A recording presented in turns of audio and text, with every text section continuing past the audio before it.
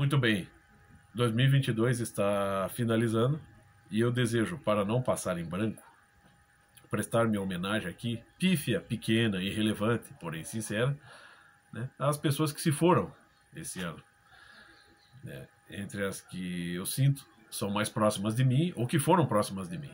Porém, eu quero começar pelos anônimos, aqueles cujos nomes desconhecemos, mas que doaram suas vidas pelo bem do próximo, aos nenéns abortados, aos fetos abortados. Praticamente 100% dos abortos provocados são injustos. São pessoas que não tiveram a chance de vir ao mundo, de sair da vida intrauterina para a vida extrauterina. Porque muita gente por aí, muitos criminosos por aí, muita gente estúpida e alienada, crê que é apenas um material genético. Crê que é apenas um hóspede indesejado, ou um amontoado de células que não merece a dignidade humana. Na verdade, a vida flui, ela não começa. Cada unidade só pode existir uma pessoa, só pode existir um ser, um ser humano, um gato, um inseto, uma bactéria, porque já existia a possibilidade, antes dele se manifestar no plano espaço-temporal, já existia a possibilidade dele estar aqui. Já existia a possibilidade dele existir. Ele já era possível. Se ele era possível, então ele vem de um lugar e ele vai para um lugar. Qualquer pessoa que estude um pouquinho de filosofia, um pouquinho de ciência sabe disso. Mas hoje a palavra ciência é utilizada para defender ideais. A palavra ciência é utilizada para fazer lavagem cerebral nas pessoas. Então faço aqui a homenagem, começando pelo, entre os famosos, não dá para citar todos, estranho, nesse fim, precedendo o governo Lula, tanta gente, se foi. Então você tem Pelé. Há muito tempo que eu não me importo muito com o futebol, Participei de escolinhas de futebol até os meus 10 anos de idade, e era o melhor da escolinha, Inclusive, todo mundo me chamava para bater pênalti, que eu sabia onde chutar a bola. E o Pelé deu a sua contribuição, numa área específica do esporte, que é o futebol. Eu não acredito que o futebol tem que representar o nosso país, mas enfim, Pelé é um fenômeno. Assim como os Beatles são um fenômeno da música de massa, Pelé é um fenômeno do futebol moderno. Ele era bom e, de certo modo, trouxe muita saúde mental para o nosso país pela alegria que provocou nos corações.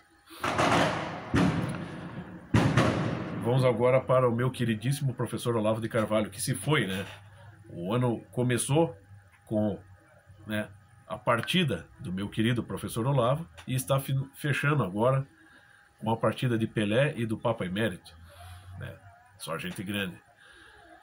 Então, eu sei que a obra do meu querido professor Olavo, como a obra de muitos grandes filósofos, escritores brasileiros, sim, elas estão acima do tempo. E a contribuição dessas pessoas, incluindo o meu querido professor Olavo de Carvalho, ela é mais importante que a contribuição de um Pelé. Quer você goste, quer não. Quer você aceite isso ou não. A obra do meu querido professor Olavo de Carvalho, sim, ela vai sobreviver e segue sendo estudada, segue nas livrarias com boa porcentagem de vendas. Por quê? Porque ele sabe o que ele está dizendo. Ele sabe o que é ciência, ele sabe o que é filosofia, ele sabe o que é religião, ele sabe o que é psicologia, sabe, o que são as artes. Ele sabe explicar as coisas. Ele sabe conduzir as pessoas para a luz intelectual. Então a obra dele, assim como a de Mário Ferreira dos Santos, Gustavo Corsão, Alcântara Silveira, Graciliano Ramos, Machado de Assis, Lima Barreto, Villa-Lobos, Carlos Gomes, José Lins do Rego, Manuel Bandeira, enfim, é uma lista aqui que não acaba. Todos esses grandes homens, que agora já são parte da história, cuja biografia fechou no plano espaço-temporal, mantém as suas, vamos dizer assim, deixaram a sua contribuição, e essa contribuição está sempre presente, e ela vai sobreviver por gerações e vai ensinar muitas gerações. E para fechar, nosso queridíssimo Papa Emérito Bento XVI, que se foi, né? Ratzinger, Joseph Ratzinger. Né? É engraçado que muita gente, inclusive às vezes pessoas da minha família, infelizmente, né, torcem o nariz para os, entre aspas, conservadores, né? Não. O Papa Bento XVI, ele tentou apenas restaurar os bons costumes dentro da igreja, porque a igreja está perdida. Ele tentou fazer isso. E eu acho que ele fez muito bem, mas ele dizem, né, dentro, conforme a linguagem da mídia, e a linguagem da mídia, né, você já não pode confiar hoje, né, que, né, conforme a versão da mídia, o Papa emérito, ele, vamos dizer, renunciou porque, entre aspas, né, vamos dizer assim, supostamente, não aguentou, né, toda a pressão. Na verdade, ele foi forçado a sair. Se você estudar um pouquinho, você vai entender isso. Entrou o Papa Bergoglio, né, Papa Francisco, que tem os seus méritos e deméritos, tanto quanto o Papa Bento XVI. Porém, né, existe uma ala ideológica aí, né, que é muito simpática ao atual Papa Francisco, porque ele é muito simpático a essa área ideológica, a área ecológica e a área socialista. Infelizmente, ele está ligado, por exemplo, à teologia da libertação. E se você quer se informar um pouquinho, se você acha que eu estou aqui de besteira, estou querendo defender conservadores simplesmente porque eu simpatizo com eles, não.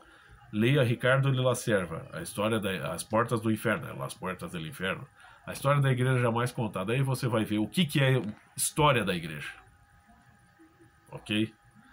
E aí você vai entender por que o Papa Francisco está hoje lá e por que é difícil restaurar a igreja por dentro, por conta de toda essa infiltração socialista, né, que se deu sobretudo por meio da teologia da libertação. Mas enfim, esperemos que o ano que vem seja melhor, porque esse foi repleto de decepções e de partidas que nos deixaram tristes, né? É isso, essa é a minha homenagem, né? É pífia, mas é sincera.